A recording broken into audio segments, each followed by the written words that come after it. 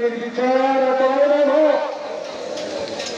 এত জেল, এত জুলুম, এত মামলা আমার পেছনে থানায় নিয়ে রাতকে রাত তাদের উপর অত্যাচার করা হয়েছে।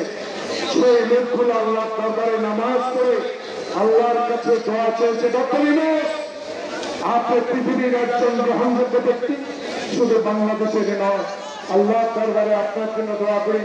আপনার মানুষের প্রত্যাশা পূরণ করেছেন।